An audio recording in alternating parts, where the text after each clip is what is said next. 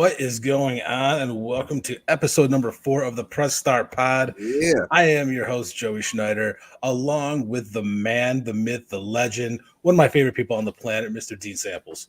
How you doing, brother? Oh, man. Another Happy good week of Thursday. gaming. Oh, got one more day, then I'm going on vacation. Today is my Friday because tomorrow's my birthday, and my job gives me our birthdays off. So I'm about that. I love it. So I got a nice little 3-day weekend. Happy early birthday to you, Dean. How old are you going to be? 26? Yeah, I wish. I'm the opposite. I like to go. I go the 37. 37.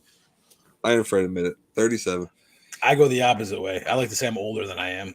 Like, how old are you? I'm like 56. I'm young at heart, though. That's all that matters. I'm only 39. See, we're not like Kevin Sleds. We don't stay the same age forever. Yeah, that's it. I wouldn't even call that the Benjamin Button. He's just the same. He came out looking. He came out the womb. Right? Kevin Sleds came out looking 35, and he's been 35 ever since. Kevin, we love you. I just gotta. But as always, we're gonna start the show off with what have you been playing this week, Dean? On the Xbox side, still Starfield. What else? I'm trying to get. I got a friend trying to get me into Power World. I'm giving it a try. I don't know. It's a little slow getting into. But on the PlayStation side, the Helldivers still. Me and my buddy has been wanting to play some racing game. We did Need for Speed for a little while. Got a little boring. So we both just downloaded The Crew. It's free if you are a PlayStation Plus subscriber. The Crew 2, sorry. You can race bikes, planes, boats, all that. So I haven't started yet, but we're looking forward to a little more challenge and some more ways to get competitive racing. Because we get into it, man. We get online with each other. We just talk shit for hours and just have fun. So you talking about Need for Speed Unbound you couldn't get into? No, we got into that. We just after a while kind of just got stale. And we're just like, I loved Unbound. Unbound was fun. But yeah, so we're going with The Crew 2 now. Because we were thinking about the Crew Motorfest, but we'll wait till that goes down in price. That's really it, though. I know you got yourself a new game this week too. Oh yeah. I popped in. It's downloaded. I haven't really started yet. Hitman. World of Assassination. It's got Hitman 1, 2, and 3. Basically the best of all 3. They updated the graphics on 1 and 2 content. It's got all the DLC that was part of it too. The best of it that kind of brought into one little thing, spiced up the graphics. Found it at Walmart for $20. Thought that was a steal, so I'm looking forward to getting that. I haven't played any of the new Hitman series since they revived it. I remember the original Hitman when it first came out, and that game was awesome. One of my favorite stealth games of all time. So I'm looking forward to getting that on some free time just to do some Hitman shit. You know what I'm saying? It should be a good time. But $20, it was worth. I'll take that. I will take that. And that's a hell of a deal, especially if you want to get back into Hitman. You know, I'm kind of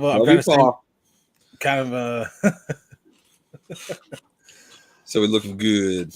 We got Paul here with the looking good gentleman. Thank you, Paul. Nothing but love.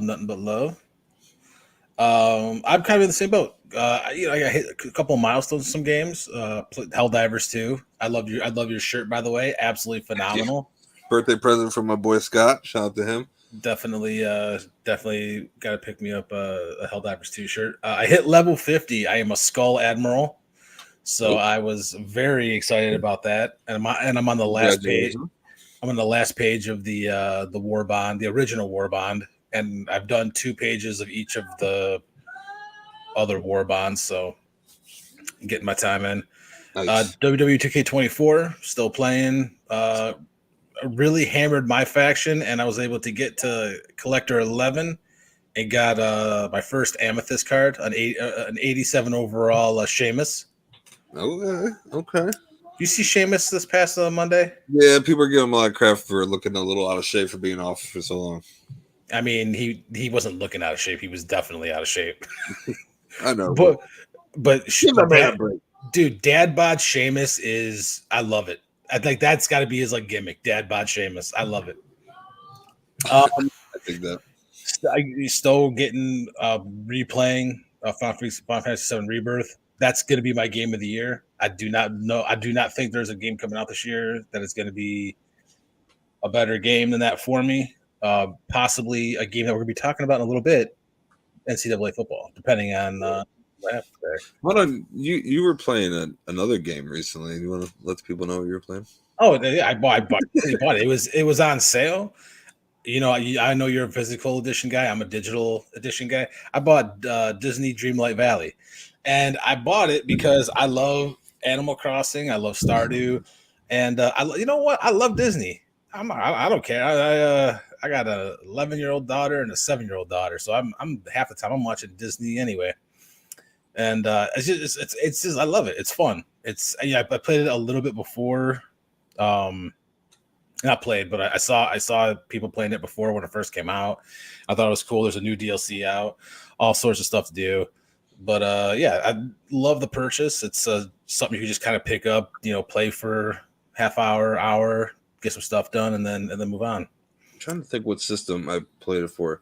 Oh, it was available on Xbox Game Pass on the PC. Yeah, I was running on my PC, and I played it a little bit. I liked it. I'm not even gonna lie. I had fun with it. I'm a Disney fan as well, so it was cool. I got down with it for a little while. it's kind of it's like Animal Crossing meets maybe like a little bit of like a life sim. It's Yeah, I highly suggest it if you're a Disney fan, you're into that style of game. Give it a go. You'll enjoy and it. you know me, I love Animal Crossing and Stardew Valley, so I got lots to do. But we're gonna hit the news and rumors scene here now. You know, we talked about this a couple of I think episode number 2, so 2 episodes ago. Even more people have come forward saying that they're confident that there's going to be a PlayStation showcase in May. And I think that you know, we talked about it. It needs to happen. Sony needs to show what they got coming out the next year, 2 years, however, you know, however long it's going to be. They got to get excited for some new stuff because they absolutely have been crushing it this first half of this year. But with more people coming out saying that yes, it is indeed true, and hopefully that is the case. I'm excited, man. I want to hear some new stuff. Next up, Take-Two may be gearing up to announce a new Mafia game within the next 3 to 4 weeks, potentially even at the PlayStation Showcase. No one is sure on that. That is not any rumors on like the time setting. No, I mean, I'm hoping that it goes. I like all 3 Mafias. Sorry, the Mafia 3 was set in Vietnam, basically, right? A little after Vietnam. Yeah, like just after. Yeah, he was coming back from the war. My favorite is the first one, the Prohibition era kind of feel. Well, one and two were the same. They were just continuation. It was a continuation. It was the same time. Yeah, the first one though, how they redid that, I think they did a beautiful job remastering that game. I don't think it gets enough credit. Yeah, they really out of the park with that. So I'm excited. I hope they go back to that time, but I don't know. I like Mafia 3. They definitely tried to make it more of a GTA. Yeah. Whereas Mafia 1 and 2, it was open world, but it was also a little bit more linear as well. So you kind of had a little bit of freedom, but not too much. Whereas 3 was just kind of big, huge open world. And with GTA 6 coming out next year, I think you Mafia would have to do something to actually set itself apart. But I'm very excited. I'm very excited to see what they do with that franchise if they do indeed announce it. Going along the Take-Two path. Before we go, I just want to say, like, I feel like honestly that's kind of where the new Saints Row kind of went wrong. They tried too hard to kind of be like GTA in a sense, and it kind of lost its luster on what Saints Row originally was. It was still fun. I enjoyed it. I loved Saints Row 1 and 2, and I think I loved them because this was at that time there were so many games that were trying to become Grand Theft Auto clones. So you had like Saints Row, you had the Getaway. I wish Sony would make another Getaway game. I thought those, you know, that could be Sony's GTA. I forgot about that. It was good. Maybe we gotta do a top 5 open world crime game. About it. Anyway, but yeah, I mean, Saints Row 1 and 2 was good, and then it just really went off the rails with 3 and 4, and got really far out, like aliens and the president, and like, yeah. don't get me wrong, they can be fun at times. I've played them multiple times, just pick them up, just messed around for a little bit. Then I'm like, all right, I'm over it. You know what I'm saying? But yeah, Well, but keep going with the Take-Two package. Sorry. yeah. Speaking of Take-Two, they have announced, and this is coming from Jason Schreier. They are laying off 5% of their workforce, which is roughly about 550 jobs that are going to be gone from Take-Two. That sucks. I hate seeing devs lose their job, but it's a business. Obviously, if you're gonna, you got to cut from somewhere to make money somewhere else. Yeah. One of the things that I really like, and I hope that all the devs land on their feet, is that it seems like whenever someone, a large company cuts a big swath of jobs, there's always someone who's ready to innovate, create a new studio, and create something new in the gaming space. And I really hope that that's what a lot of these devs do, is they find a studio that they really love, as Yeah. much as wherever they were, and they're able to kind of create something new. Let them crack into their creative side a little more. Just kind of like wrestling, like so many of these wrestlers that got released from WWE go out and branch out and kind of reinvent their career. Cardona. Yeah, he's probably the greatest to ever do that. Mm-hmm. And developers can kind of do the same thing. They'll sit there, they'll leave. I mean, they got the credentials saying that they work for a bigger company like that. But at the same time, when you go through a situation like that, it kind of like lights a fire in you and like reignites your love and your creativity, and it brings the best out of you, even though it's a hard time. So yeah, it sucks when people lose their jobs, but I think a lot of people can attest that sometimes that can bring the best out of you and create new amazing things. So I hope the best for them, and keep your head up. Absolutely. Well said. And finally, and this isn't, I guess it's kind of technically gaming news, but there is word on the street that Keanu Reeves has been cast to play Shadow in the Sonic the Hedgehog 3 movie, and I am all for it. Are you? Oh, I love Keanu. absolutely. I'm not hating on it. I'm not hating on it at all. Johnny Silverhand. I mean, Neo. Johnny Silverhand, I mean, was obviously Cyberpunk, but he's had so many iconic roles in movies. I had to pick out something from video games. He was just in Cyberpunk, which, after all this time, is finally good. But yeah, I'm all about Keanu Reeves voicing Shadow in Sonic 3. And you know what's funny? Sonic, my youngest daughter, it was not in the video games like my oldest daughter, and the Sonic movies are what actually brought her into gaming. She really liked it, and then so that was Cool. I've always been a Sonic fan, but now I'm forever grateful to the Sonic in the movies for getting my youngest daughter into gaming as well. I always like hearing like reasons that brought people into this as far as gaming, so that's cool. Just the Sonic movies can kind of like, I want to go check the games out now, and then you start realizing you like it, and you start branching out and trying different games, and you're like, kind of how I got started. So yeah, I love it. My oldest, I just bred into gaming. You're gonna do it, and you're gonna like it.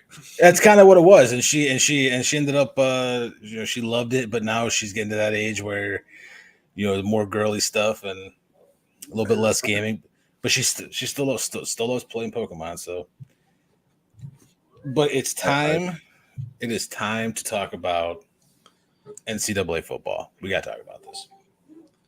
We talked about this episode number 1 when Derek just broke us and and just shouted it from the rooftops before we got to talk about NCAA.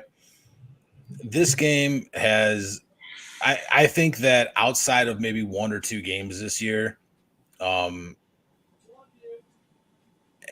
I can tell you for absolutely the longest time, this has been like my number 1 sports game that I have wanted. Yeah. I've been wanting another college football game since it went away. And the fact that it's finally coming back I'm so excited. I cannot be any happier about it. I think that it's going to be as big as a sports game has been, and we're gonna get into that here in a minute, in many years. Um, Quite possibly the last 25 years. I, Since I'd basically I'd since say 2000, since I 2000, something like that. it's yeah. I think that yeah. I mean, because we talked when we did our maybe I think that was episode 1 when we did our top 5 sports games, and we're talking about NBA 2K or NFL 2K. Sorry, on the Dreamcast. I think that and that started an NBA 2K, and that started the NBA 2K franchise. And I just think that and then you had I said Madden 2005 when they introduced the hit stick, but that was around the time when a lot of those games started getting the 2K and Madden, and I think that this has the opportunity, even though it's still EA, to be just this massive, massive hit because people have been looking This is so forward. this is a big. It has a lot of pressure on EA. They've been Oh getting a yeah, lot of shit for years for Madden. Um, this is a huge opportunity to. I mean, I don't what they do with NHL is always. I love NHL. Um, I'm not really. I play FIFA every once in a while if it's like on sale for stupid cheap or something. I'll get it. I'll play with my son, but it's not my favorite game. I enjoy NHL and Madden, but I haven't been playing Madden the past few years. It's just the same crap. Um, and they've been getting us. They've been getting a lot of slack for it. This is a way for them to kind of gain back some ground and show why they've been number one when it comes to sports video games. And if they knock this out of the park, this could be legendary for them. I agree with you 100%. And I think that you know a lot of people have been talking recently, that there's no middle ground for this game. That it's either going to be the biggest, like we just talked about, maybe potentially one of the biggest sports games of all time, or it could be a huge bust. And I don't see it being a bust at all.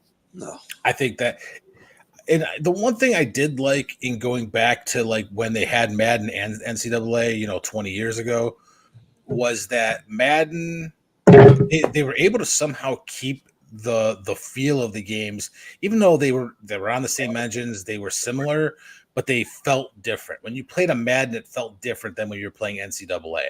And I think if they're able to do that again, then they're going to be completely fine. And along with just there's going to be a massive amount of schools in this game. And I think that's something that I wasn't quite sure of. I wasn't quite sure how many, was it going to be the same as, the past games, or was it going to be kind of, this smaller pool? But they announced that over 12,000 student athlete football players have signed up to be in this game. That's a lot. I am assuming that there's going to be quite, if you take 12,000 divided by, whatever the roster size is on most teams, 656, 60. I think you could have more in college. I'm trying to. Even if okay, let's say 80. I mean, you're still talking a lot of freaking teams.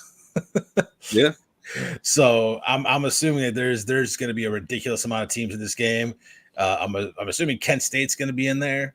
Oh, And yeah. Bowling Green, that whole conference. Oh yeah, and what's going to be really cool to me, and I think this would be super cool is here at Believeland we cover Northeast Ohio high school sports, and we're gonna we see these players go from a lot of these kids go from high school and they go and they play they get to D1 and they play for D1 school. So we're going to be able to get to play as these kids who we interview, these kids that we covered for however many years. Cool. And yeah, that's such a cool guy. I know I'm not going to name names, but I know one kid.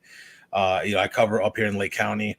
I know one kid's going to Ohio State. Another went to Kent State, to Akron, Toledo. There's just now you're going to get the chance to play as these kids that you've been covering for so many years, from freshman to through high school. And it's like a surreal thing, and it is. It's so cool. I think that's a very cool thing that we get to do. But again, I think that, and like you said, it has the ability to be this, and they have to separate it from Madden. That's number one, is they have to separate NCAA from Madden. But if they're able to do that, this has the opportunity to Eliminate that be. ultimate team bullshit, which I don't think you can really do in college, anyways. No, I don't. Yeah, I don't think so either. And I think that, but this has the opportunity to be like that next massive game of sports that people are going to be talking about. In 20 years, they're going to be going back, going, okay, well, that was the game that really, turned the sports world on its head 20 years ago. And before that, it was, the 2K and Madden. And so I think that it has that ability, and we're going to see, we'll see how 2K does with it. But I'm so excited for the game. I can't wait to see more. I know that we're going to be getting news here probably. I know they said May. So coming weeks, we're going to be, we're definitely going to be hearing about it. But yeah, I mean, man, I can't wait for that game. It's just such a, it was by far my favorite sports game. We did our top sports games, but as far as like playing with friends, like I'd have friends over and we would just, we would take turns playing, bringing Kent State, or even it wouldn't have to be an Ohio school. It could be, could have been Eastern Michigan. No, nothing from Michigan. How dare you? I don't even recognize Michigan as a state. My cousin, aren't they the Pirates? Aren't they the Pirates? I don't know. No, that was East Carolina. That's right. East Carolina's Pirates. And for everyone in Michigan, I'm just kidding. I'm not. I recognize you as a state. I just don't respect your opinions on the Michigan Wolverines. They can suck ass. Meat chicken. Buckeyes forever.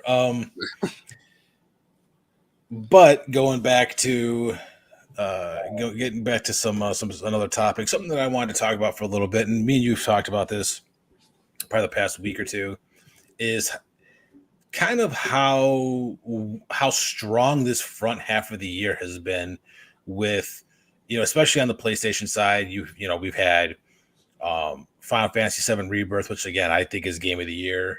And I just can't see anything. Helldivers 2, which has just been absolutely phenomenal. Yeah. Rise of the Ronin, Stellar Blade's coming out here within the next week or so. Yep, on the 26th. Yeah, Princess Peach for Nintendo. It's been such a very heavy front half of the year that if you look past that and you start looking into the back half of the year, and even NCAA is probably coming, July. That's like mid-year. That's not back half of the year. Back half of the year is looking really weak right now. Really the only thing that people have to look forward to at that back half of the year is Call of Duty. And there's a lot of people who have, either checked out on Call of Duty or are waiting to see how it's going to be coming. Supposedly, like we talked about, supposedly going to be Call of Duty Black Ops Gulf War, and it's by Treyarch, had a 3-year development cycle. And hopefully we'll hear about that at the Microsoft showcase, whenever that is. Supposedly it's going to be in June. We talked about that last week. Yeah. I kind of checked out on Call of Duty a little bit, but I mean, I still play it. It's just I don't play it as much anymore. It's same thing over and over and over. It started getting ridiculous to me when they started doing the Fortnite type stuff. That just that kind of killed it. That kind of killed it for me. But it is what it is. But with such a really good stacked front half of the year, I'm really hoping that these showcases do happen. This PlayStation showcase in May, the June Xbox showcase, and they're going to give us some dates for stuff that's going to be coming out later this year and stuff that's coming out next year, because we're going to need something. We need something to look forward to this year in the back half. I think there'll be probably like one or two maybe bangers, but other than that, I think it's going to be pretty mellow, which I don't mind. It gives me an opportunity to start like getting into my backlog a little bit. Yeah. And getting ready because 2025 is going to be a big year. You got GTA, hopefully, as if it stays in course. Yeah. That's going to take a lot of my time. I mean, you literally could just say GTA 6 and that's it. There's there. Oh, I mean, I'll tell you another game, but I don't know how big you are on it. The new Monster Hunter, the new Monster Hunter from Capcom is next year, and I know Monster Hunter was huge when it came out a couple years ago. Never got into that one. Oh, it was so good. Monster Hunter World is phenomenal. I have a couple of them they were like free games of the month. I kind of just picked them up, threw them in the library. Just never got into it though. Yeah, Monster Hunter World was really good, but when you talk GTA, I mean, 2025 GTA 6. It's the only game you need. Yeah. And you would see. Oh no, that's a lie. I'll tell you another game you're gonna buy. Wolverine. Oh yeah. You got GTA 6 and Wolverine coming out in the same year. I'm still gonna buy a whole bunch of shit too. I'm gonna find sales. I'm a physical copy collector, so I'm gonna find things like ooh. Oh, speaking of, you know what? You just reminded me, going back to news, and I wasn't gonna say anything, but I was gonna hold it for another episode, but we might as well get out of the way now. Target is saying that they are going to be out of the physical by 2025, by next year. I love how the Exchange retweeted it and was like, "Not us." Yeah, but that's because they sell every game for $9,000. They sold Godzilla for $260. That's still mind-boggling. I don't know. Oh my god, I love that. By the way, when you mentioned that I was able to have Kevin look it up while we were. There wasn't like a new copy, like $600, like stupid. No, it was a used copy. I was like, I told you, I said you should have picked it from the Exchange and resold it. Should have. That would have been huge. So dumb. But and kind of getting back to the the front half being so loaded this year is, I've been just, this has been probably the most I've played in a long time, just because there's such a good amount of stuff to play. And I'm not even talking about, going like we talked about earlier, I bought Disney Dreamlight Valley, which is, like a Animal Crossing / Life Sim type game. Yeah. But like Rise of the Ronin, Helldivers 2, Final Fantasy 7 Rebirth, you got Stellar Blade coming out. Like, those are all such different games. You have one that is, like an action adventure RPG style, which is Rise of the Ronin. Then you have your more, big open, that's an open world as well. But, Final Fantasy 7 Rebirth, big open world, a huge RPG. You have Helldivers 2 with, which is your first person shooter. You have Stellar Blade, which is going to be your linear action adventure game, maybe with these little RPG elements. And then even the WWE, that's sports, you got wrestling, MLB The Show, basically. Obviously the show comes out every year, so does wrestling, but it's just been a good mix. So, you take all those exclusives and you wrap them around the stuff that you buy out, so I have, I got sports and I got first person shooters, and I've been playing the Classified France 44. I got tactical games, I got RPGs, I got action adventure. Such a good mix of everything to play. So I've been playing just so many different things. And then, like I said, you throw in, Disney Dreamlight Valley, a game that was, I ended up picking it up because I think it was $80 normally, and it was on sale for 48. So I was like, all right, well, I'll pick it up with the DLC. And oh yeah, you got the deluxe edition. Yeah, I wanted the DLC. If there's DLC, I'm usually gonna buy it. If there's, and because I used to always get the collector's editions of physical games. So if there's like a digital deluxe version, I get it. Yeah. And especially, a game like Final Fantasy, and I just don't see myself paying $200 for a collector's edition, because that's going price nowadays for a collector's edition for pretty much any big game. That's the big reason I stopped getting them. Yeah, like I mean, you talked about this. The best collector's edition I ever bought was Batman Arkham Knight.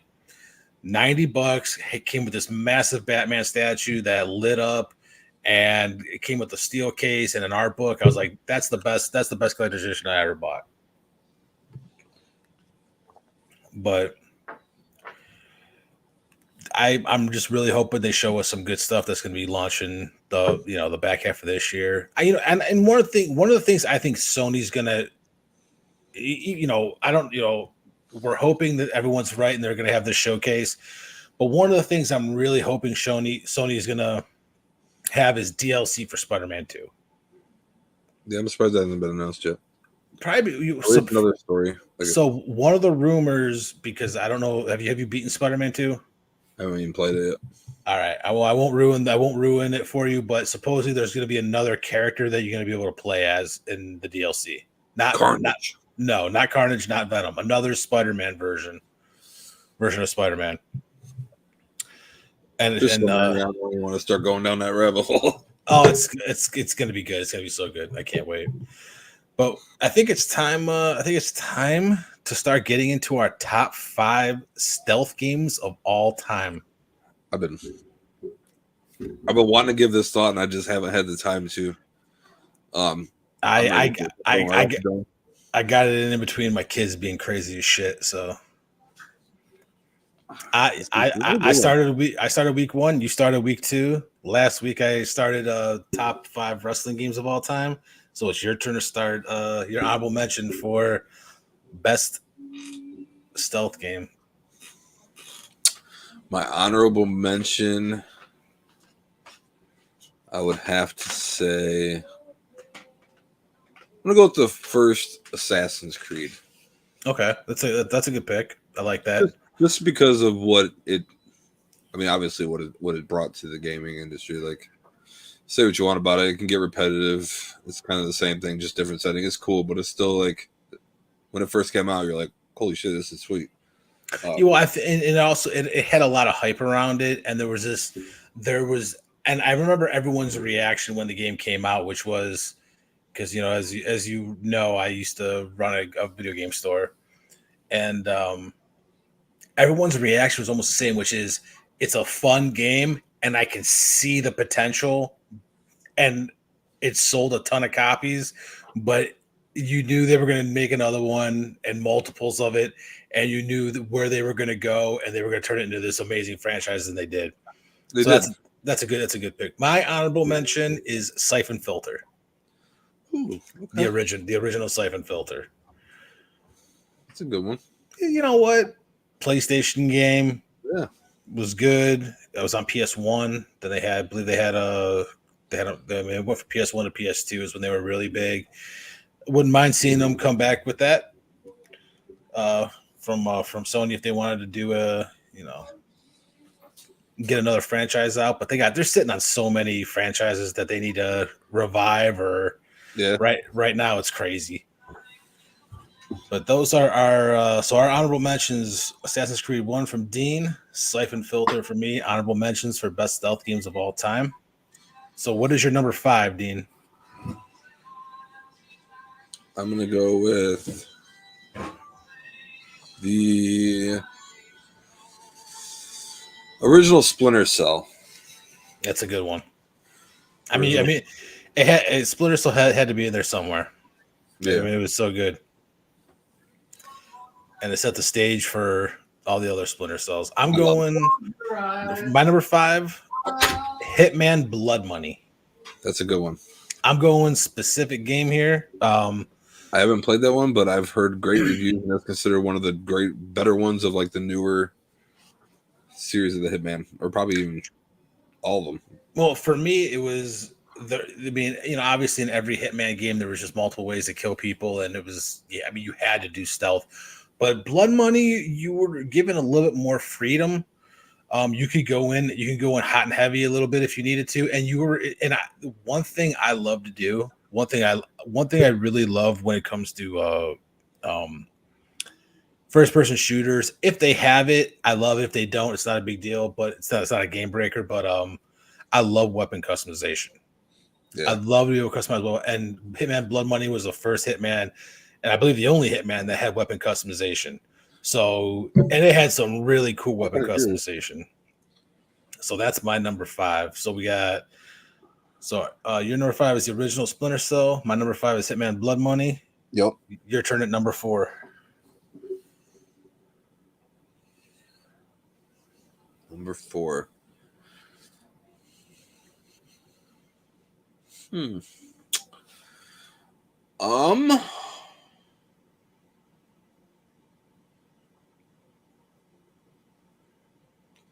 One of my favorite little one of my guilty pleasures, one of my games I play when I'm like it's home to me. The Party Hard 1 and 2. You're like a little murderer. You got to sneak around and try to kill everybody. It's a little like 8-bit game. It's newer, but it's gory and it's a blast, dude. It's so much fun. I love it. It's so good. It's so good. That was what we were talking about. Our kind of like feel good games I like to play. Like when mine were Animal Crossing and Stardew Valley for me, and everything. everything gory for you. It was perfect. I love it. It was so good. That's a great pick for number 4. Hey, I mean it's a good game, and I love I love indie games like that. I mean it's just like you said, it's a game that you can just pick up, you can play. It's gory, it's funny, it's fun. I mean, I love games like that, and I'm pretty sure it's on sale for $1.99 on the PlayStation Store right now. Go grab it. Which makes it even better. Yeah, it's a blast. My number 4 is actually a pretty recent game. My number 4 is Ghost of Tsushima. You son of a bitch! If that's your number 1, you could reuse it. It was up there. Oh man, it's one of the I think it's one of the best PlayStation exclusives, and I mean it's gonna be a franchise for a long time, and it was just fantastic. So Ghost of Tsushima is my number 4. What about your number 3, Dean? Now we start getting to the nitty gritty here. Deus Ex. Deus Ex? Yeah. It's a good one. It's a good one. The original? The second one. The second one. Okay. It's a good pick. I like it. I love it. I want some more of it. They're both good, though. They're both good. If anyone gets that reference, I apologize. Billy Ray Cyrus. No, that's Tim McGraw, man. I like it. I love it. I want some more of it. I mean, Deus Ex was Cyberpunk before Cyberpunk. I mean, that's it was phenomenal. I mean, that was kind of the first first game that kind of gave us that time frame, that kind of that setting. So I'm trying to think what the second one was called. Was it Mankind Divided, or was it? Yeah, I think it was Mankind Divided. Yeah, I could be wrong. That might be the newer one. I don't know. I don't know. It was good though. The first one came out in like 2011. The second one came out in 16 ish. Sounds about right. My number 3, and this is gonna piss you off, Splinter Cell Chaos Theory.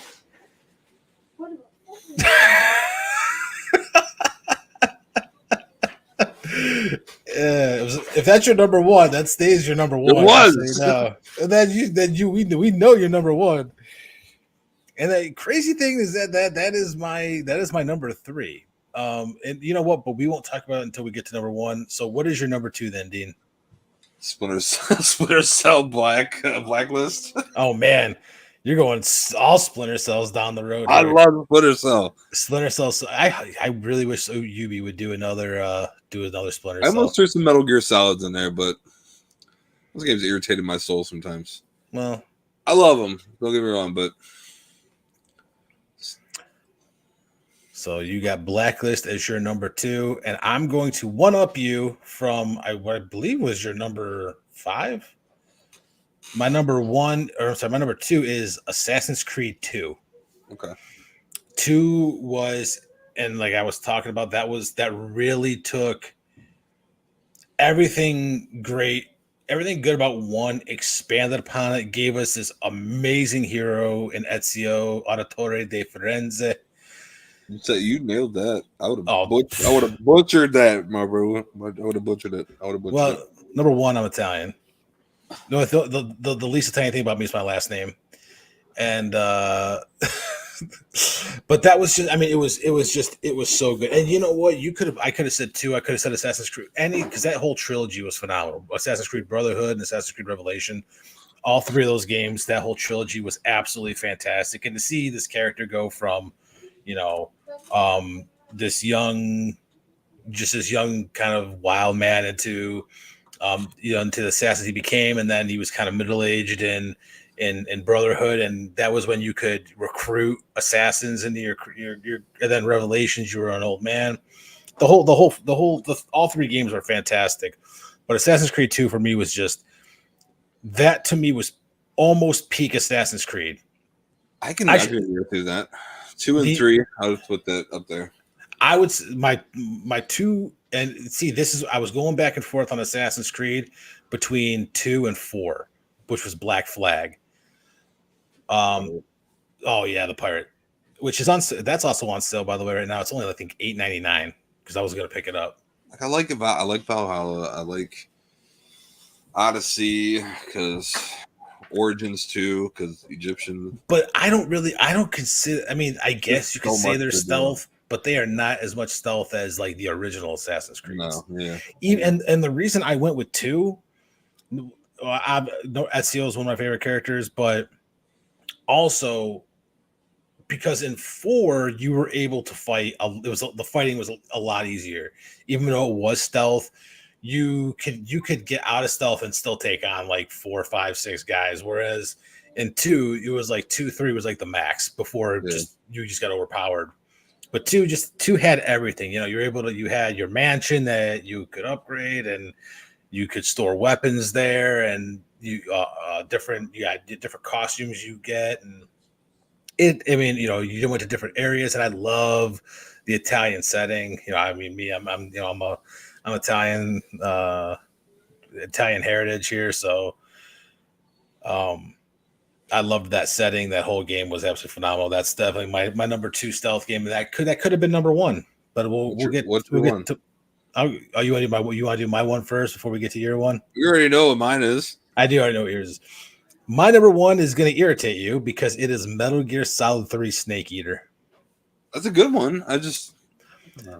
The Metal Gears always will hold a special place in my heart because I love Hideo Kojima as a developer. I think he's one of the greatest minds in gaming of all time, and I love Metal Gear Solid on PS1. Metal Gear Solid 2 was a good game. Just wasn't a fan of the switcheroo they pulled on us, where we played as Snake for about 2 hours, and then we played as a different character, Raiden, for the next 8, and there's just some wild stuff in that game. But 3 was peak Metal Gear. No, they're good. I agree with you. They're good. I'm super so bad at them. I'll get frustrated with it so quick. I'm just like, man, I am so excited for the remake. I am so excited for the Metal Gear Solid 3 Snake Eater remake. Oh my god, that should be good. I mean, if the graphics tell anything, I don't care. I don't care if it's a 1-to-1 remake. As if they just remake it with incredible graphics. Oh my god, that game's gonna sell like crazy. But yeah, Metal Gear Solid 3 is my number 1, and there could have been a couple. Like I said, Assassin's Creed 2, Metal Gear Solid 3, and Splinter Cell Chaos Theory. Those 3, it's almost like they're interchangeable from 1 to 3. But we're gonna talk about your number 1 right now, which was Splinter Cell Chaos Theory. And didn't we talk about this last week too? Yeah, I bought it. And that reminded me why I love it so much. It's my favorite of the Splinter Cells. And yeah, it's just, I like Splinter Cell. 3 of them are in my top 5. So speak for yourself. What specifically about Chaos Theory made it your number 1? It was just a leap forward from number 1 with the mechanics and the things you can do stealth wise. The story was great. It's just overall, I think it was a perfect game. Like, I don't have any gripes about it. There's not much I would change about it. I wish they would remake that one, actually. So, wasn't Chaos Theory the 3rd game? I think it was the 2nd. Could be wrong. I'm looking it up right now. I thought it was the 2nd. I'm pretty sure it was 3rd. Let's see.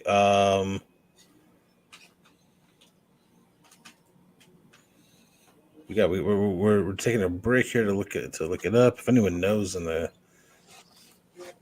so yeah, Splinter Cell and O2. No, I was right. Pandora Tomorrow was number 2. Chaos Theory was number 3. Okay. Pandora's right. I knew there was one in the middle. Pandora Tomorrow was like it was a step forward for Splinter Cell, but it wasn't that huge step forward. It was basically just more of the same because Splinter Cell didn't really have a bad game.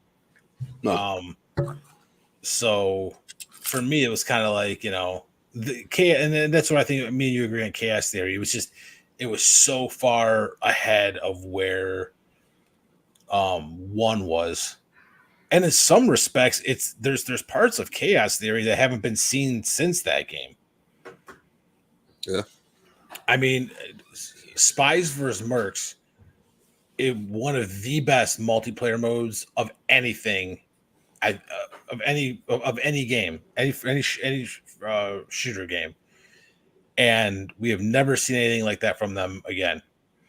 And that mode alone, that could have been a completely separate game, and people would have bought the hell out of it. But it came with Splinter Cell Chaos Theory, which in and of itself was such a leap ahead of the 2 previous games. Yeah. So, like I said, that's such a good number 1. That easily could have been my number 1. Like I said, my top 3 are all interchangeable, but I think Splinter Cell Chaos Theory is maybe I would say that is a quintessential need to buy stealth game. Yeah, I agree. I think that is. I think that if you're when we're talking about stealth here, I feel like Assassin's Creed, Metal Gear, and Splinter Cell, if those are not in your top 5s, then you're probably not playing the right stealth games. So, but that is that your son in the background? No, no, it's not. It's a family member. Nah, it's fine. I had my daughter sitting across from me. She wanted to come on, and I was like, "Go away." Muted myself. Mom's watching the kid right now, so. But hey, come to the end of another good podcast. Yeah. Hope you guys enjoyed the karaoke show. I loved it. Yeah. If you don't like it, something's wrong with you. Yeah. Something's wrong with you. Oh, well, next week, I think we're going to have our show a little bit later. We might be doing it on a Sunday. Yeah, you are going on vacation, my man. I am taking the kids and the wife to Disney and Universal, staying in one of the top resorts down there, and I'm going to relax, go to some parks, sit by the pool, maybe get a little buzz after the kids go to sleep, and have myself a nice family vacation because I deserve it and I need it. I feel I need one too. Need a little R&R. But yeah, so we'll be back when you get back. I might push it back a week or so, let you get readjusted. But we'll be back, don't you worry. Oh, of course. Gaming never dies. There will always be something to talk about. We're gonna have all the news and rumors for you guys next time we come back, as usual. What we've been playing, some fun new topics, and of course a top 5 of whatever we decide that we're gonna be doing. But thanks for watching. I am Joey Schneider. That is Dean Samples.